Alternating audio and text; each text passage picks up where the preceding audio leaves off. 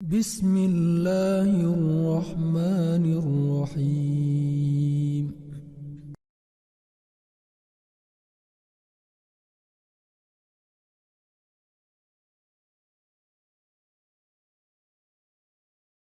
Apa itu tauhid uluhiyah? Tauhid uluhiyah itu maknanya adalah mengisahkan Allah Subhanahu wa taala dalam hal masalah ibadah. Disinilah yang menjadi kekurangan orang-orang musyrik, orang-orang kafir. Mereka tidak beribadah kepada Allah Subhanahu wa taala. Kalau yakin yang menciptakan iya, tapi giliran mereka diajak untuk mentauhidkan Allah dalam masalah uluhiyah, mereka menolak. Nah, untuk itu ada yang namanya tauhid al-uluhiyah. Tauhid uluhiyah itu maknanya ifradullahi ta'ala bi af'alil ibad allati yaf'alu ala wajhil taqarrub al-masyru'. Yang dimaksud dengan tauhid uluhiyah itu adalah mengisahkan Allah Subhanahu wa taala terkait dengan perbuatan hamba yang dia lakukan dalam rangka beribadah dan taqarrub kepada Allah Subhanahu wa taala. Sederhananya nih Bapak Ibu, tauhid uluhiyah niku mentauhidkan Allah Subhanahu wa taala dalam masalah ibadah. Mestinya kalau kita secara logika kemauan, kalau kita sudah yakin yang menciptakan kita ini Allah Subhanahu wa taala, kita yakin yang memberikan rezeki Allah Subhanahu wa taala, yang mengatur hidup kita ini Allah Subhanahu wa taala, mestinya tauhid uluhiyahnya ya tujukan kepada Allah Subhanahu wa taala. Ibadahnya satu-satunya kepada Allah Subhanahu wa taala. Tapi kenyataannya nanti tidak seperti itu. Untuk itu tauhid uluhiyah itu kita semata-mata mentauhidkan Allah Subhanahu wa taala dalam masalah ibadah kita. Satu-satunya yang kita ibadahi, satu-satunya yang kita sembah adalah Allah Subhanahu wa taala. Seperti apa Bapak Ibu? Doa, seperti berdoa itu wajib ditujukan kepada Allah Subhanahu wa taala. Makanya kalau ada orang yang berdoa mintanya kepada selain Allah Subhanahu wa taala, berarti bermasalah dengan tauhid uluhiyahnya. Mintanya kepada Allah Subhanahu wa taala. Idza sa'alta fas'alillah. Kalau kamu minta, mintalah kepada Allah Subhanahu wa taala. Wa idza sta'anta fasta'in billah. Kalau engkau hendak minta tolonglah kepada Allah Subhanahu wa taala. Sebagaimana yang kita selalu baca di dalam surat Al-Fatihah nggih Bapak Ibu, iyyaka na'budu wa iyyaka nasta'in. Ya Allah, hanya kepadamu-lah kami menyembah dan hanya kepadamu-lah kami meminta pertolongan. Nah, itu mestinya di dalam kita meminta, memohon, berdoa ya termasuk ini semata-mata minta kita kepada Allah Subhanahu wa taala. Ngapunten, mungkin sering kita sudah sampaikan enggak boleh minta kepada selain Allah Subhanahu wa taala. Ngapunten, minta ke kuburan, minta ke grumbul-grumbul misalipun nggih, minta ke tempat-tempat yang dianggap angker. Niki mboten angsal karena minta doa ya. Doa itu ibadah. Dan karena ibadah kita kepada Allah Subhanahu wa taala, maka wajib kita tujukan kepada Allah Subhanahu wa taala. Ngapunten nggih para jamaah, mungkin niki riyin nggih umum di masyarakat kita. Misalipun ngeten. Kita niki misalipun melampah ten panggenan ingkang dipun anggap sengit. Napa nek bahasa mriki sengit niki? Nek sengit nggih. Misalnya dianggap angker ngaten. Kemudian kita seolah-olah kemudian kalau lewat itu harus mengucapkan kata-kata Mbah amit mbah lewat, Mbah amit mbah badhe melampah.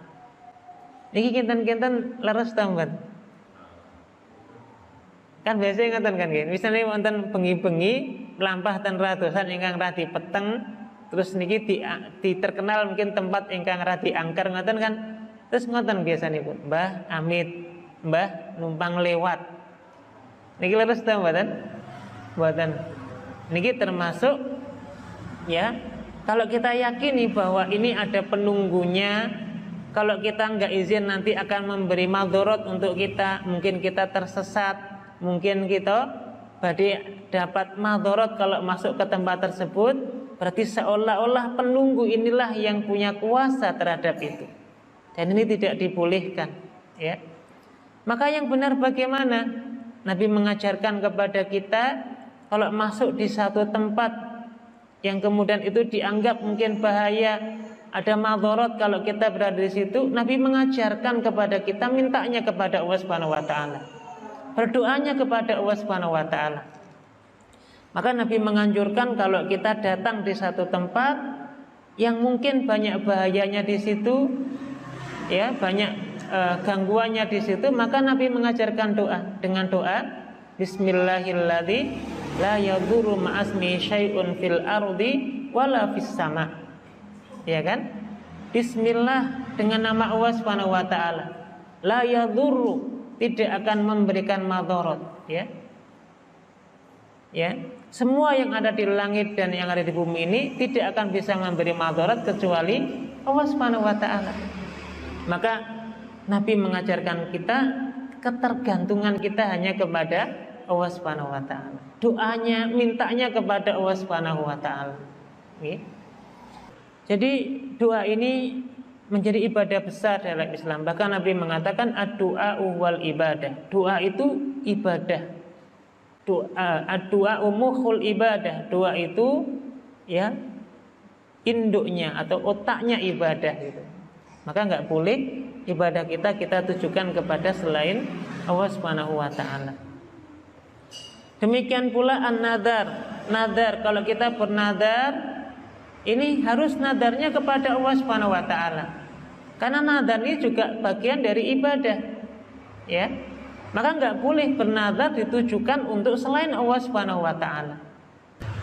Wan nahri, an-nahr itu maknanya sembelih, menyembelih. Ya. Termasuk korban. Nanti ada Idul Korban, ya. Ada syariat tentang korban. Maka korban kita karena ini ibadah semata-mata ditujukan kepada Allah Subhanahu wa taala. Karena kurban itu ibadah, sembelihan itu bagian dari ibadah.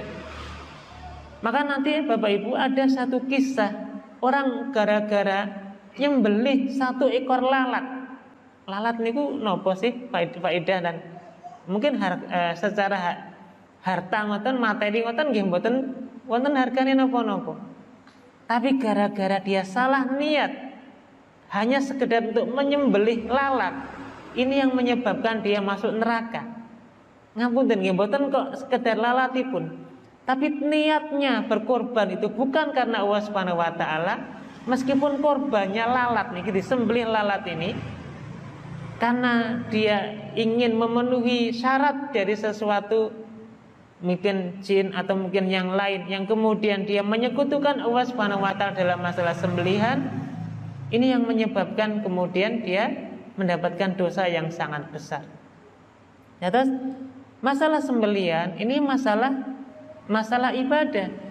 Maka setiap kita menyembelih harus ditujukan kepada Allah Subhanahu wa taala. Itulah sebabnya setiap kita nyembelih ayam, nyembelih kambing, nyembelih sapi, selalu diawali dengan membaca bismillah. Nanti kalau di kurban ada bismillah Allahu akbar. Karena ini kurban tujuannya untuk ibadah kepada Allah Subhanahu wa taala. Makanya bagi yang menyembelih, orang yang menyembelih tujuannya untuk nyembelih ditujukan kepada persembahan untuk berhala.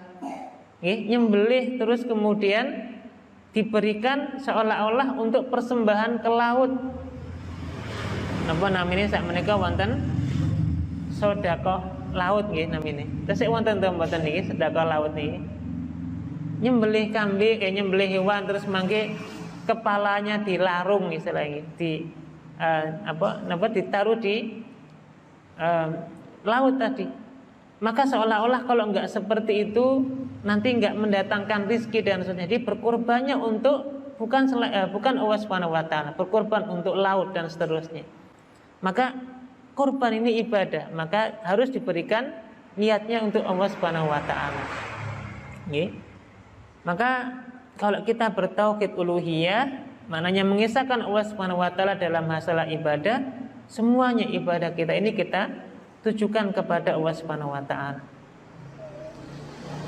Termasuk bagian dari tauhid al-uluhiyah, termasuk inggih menika ar-raja wal khauf, ya, harapan kita, kemudian ketakutan kita ini semata-mata juga kepada Allah Subhanahu wa taala.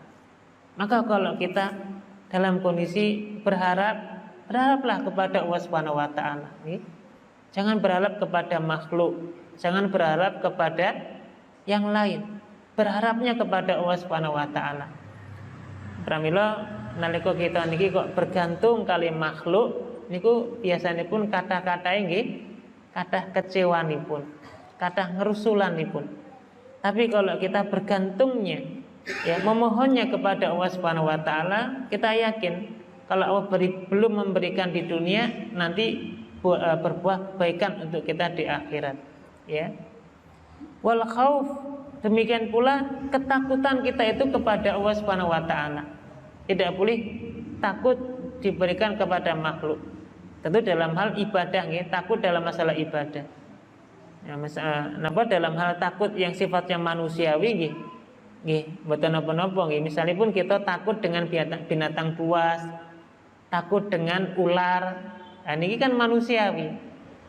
Tapi makna takut dalam hal ibadah, takut kita kepada Allah Subhanahu wa taala kalau tidak dapat ridhonya, takut kepada Allah kalau tidak dapat surganya, takut kepada Allah kalau nanti kita dimasukkan ke nerakanya. Ini kita takut kepada Allah Subhanahu wa taala.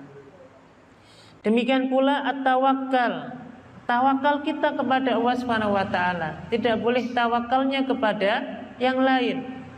Tadi termasuk nih bertawakal masrah dengan kondisi enggak boleh. Tawakalnya kepada Allah Subhanahu wa taala. Nah, jamaah yang dirahmati Allah, tauhid uluhiyah inilah yang menyebabkan Allah Subhanahu wa taala mengutus para rasulnya. Allah Subhanahu wa taala mengutus para nabinya. Karena dakwah para nabi terdahulu adalah dakwah yang mengajak orang mengenal tauhid uluhiyah, mengajak orang untuk semata-mata mengenal Allah Subhanahu wa taala, supaya semata-mata beribadah kepada Allah Subhanahu wa taala, bukan kepada yang lain. Sebagaimana yang Allah sampaikan, walaqad ba'atsna fi kulli ummatir rasulan an i'budullaha wajtanibut taghut. Dan sungguh kami telah mengutus kepada setiap umat seorang rasul.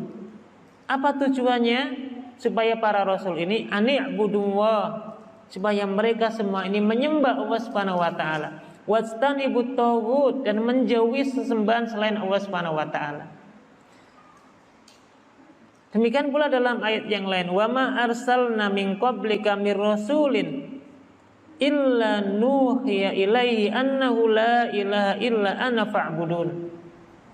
Dan tidaklah kami mengutus sebelum engkau wahai Nabi Muhammad seorang rasul, kecuali kami wahyukan kepada mereka annahu la ilaha illa ana fa'budun, kecuali tidak ada ilah yang patut disembah kecuali aku, kata Allah Subhanahu wa taala. Fa'budun, maka sembahlah aku. Jadi tauhid uluhiyah ini adalah, ya,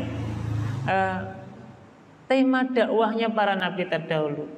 Diutusnya para nabi, diutusnya para rasul dalam rangka untuk mengingatkan tauhid uluhiyah ini kepada manusia pada waktu itu. Tauhid uluhiyah inilah yang menjadi, ya, ajakan pertama yang dilakukan oleh para nabi, seperti Nabi Nuh alaihissalam, Nabi Hud alaihissalam, Nabi Soleh alaihissalam, Nabi Syuaib, dan seluruh para nabi terdahulu. Yang pertama kali mereka dakwahkan kepada umatnya adalah mentauhidkan Allah dalam uluhiyah ini. Umumnya nabi-nabi ini dulu mengatakan, ya qaumi ibudullaha ma lakum min ilahin ghairuh. Wahai kaumku, sembahlah Allah Subhanahu wa taala yang tidak ada ilah yang patut disembah kecuali Allah sendiri. Semua para nabi, Nabi Nuh, Nabi Soleh, Nabi Hud, Nabi Syuaib, termasuk Nabi Muhammad SAW, semua nabi terdahulu ya mengajak supaya mereka menyembah Allah Subhanahu wa taala semata, tidak menyembah Tuhan yang lain.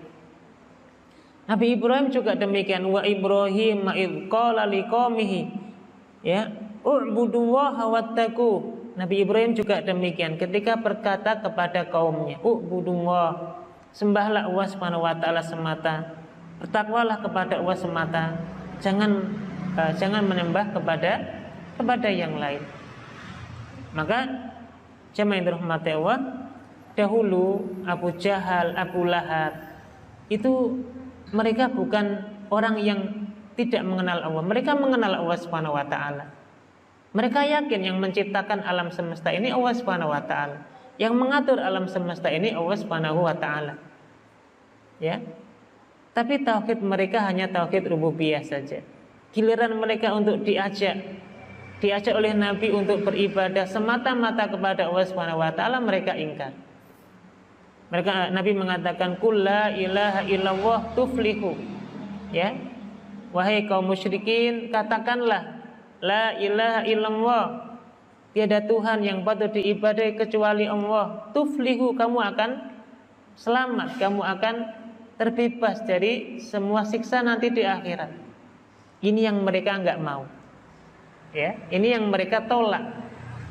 Gara-gara mereka tahu kalau sudah mengucapkan la ilaha illallah, tiada Tuhan yang patut diibadai selain Allah, mereka satu-satunya yang akan disembah adalah Allah Subhanahu wa taala.